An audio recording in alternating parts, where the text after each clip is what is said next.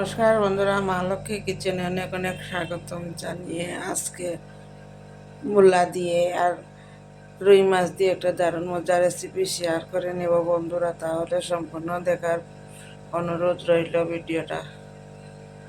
মূলাগুলো টুমটুম করে লম্বা লম্বা শেপে কাটিয়ে একটু লবণ দিয়ে গরম বসিয়ে দিয়েছি। এদিকে আলুগুলো সিদ্ধ দিয়ে আধ ভাঙ্গা করে নিলাম।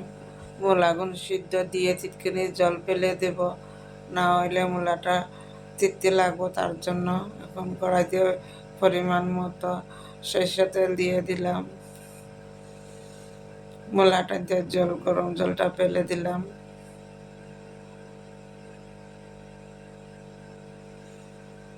ফেলে দিয়ে মূলাটা এনে রেখে দিয়েছি। এখন তেলটা গরম হয়েছে, একটা শুকনো লঙ্কা দিয়ে দিলাম তেলের মধ্যে। পাঁচফোড়নটাও দিয়ে দিলাম তেলের মধ্যে। কড়া করে তেলটা গরম হয়ে গেছে, টবকে ফুটতেছে। এখন মূলাগুলো ছেড়ে দেব।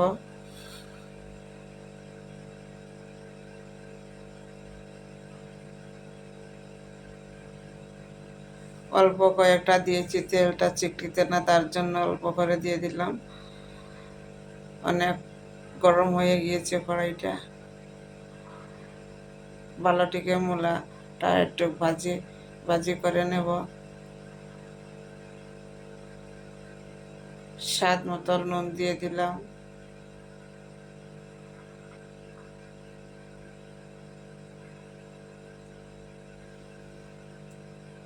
দিয়ে ঘরোয়া পদ্ধতিতে যা যা মশলা লাগে, হলুদ গুঁড়া, জিরার গুঁড়া, লাল লঙ্কা গুঁড়া দিয়ে দিলাম। মশলা সবটুকু দিয়ে ভালোটিকে মূলাটিকে ভাজি করে নেব।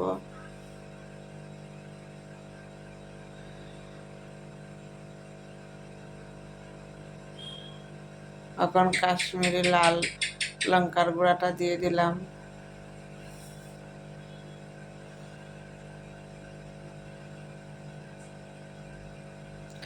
এখন সিদ্ধ করা আলুটাই দিয়ে দিলাম। মূলাটাই আমার ভাজা হয়ে গিয়েছে, এখন দিয়ে দিলাম। দিয়ে বলাটিকে কষিয়ে নেব।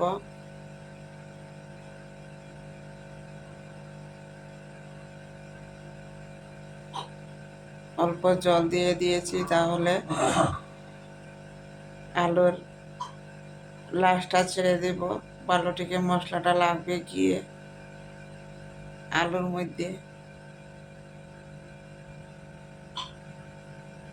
এখন আগে থেকে মাছগুলো টানানো ছিল,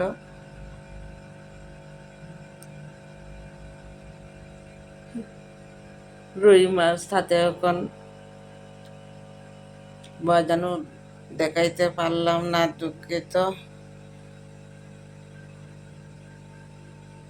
মূলা আলু সব আমার কষানো হয়ে গিয়েছে।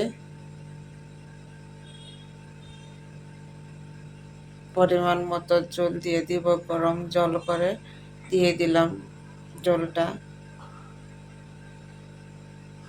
একসাথে মাছটাও দিয়ে দিলাম। জলও গরম হবে, মাছটাও নরম হবে।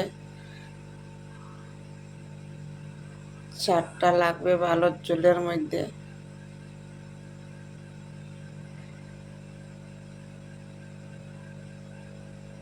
ঢাকা দিয়ে রেখে দেব বন্ধুরা।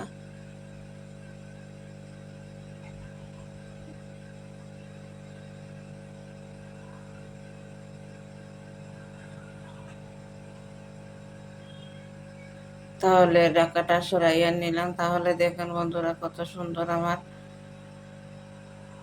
তরকারি কালারটা হয়ে গেছে। এখন আস্তে আস্তে করে একটা কাঁচা লঙ্কা, টমেটো দিয়ে দিলাম।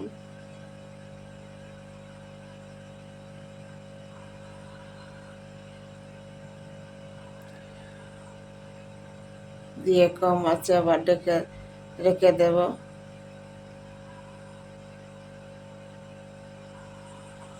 খানিকক্ষণ জাল দিয়ে জাল দিয়ে এখন একটা পাত্রের মাঝে নামিয়ে নিলাম। তাহলে কীরকম হয়েছে রেসিপিটা বন্ধুরা। ভালো লাগলে লাইক কমেন্ট শেয়ার করে পাশে থাকবেন অনুরোধ রইল মা লক্ষ্মী চ্যানেলে। ততক্ষণে ভালো থাকবেন, সুস্থ থাকবেন, নেক্সট ভিডিওর জন্য অপেক্ষা করবেন। নমস্কার।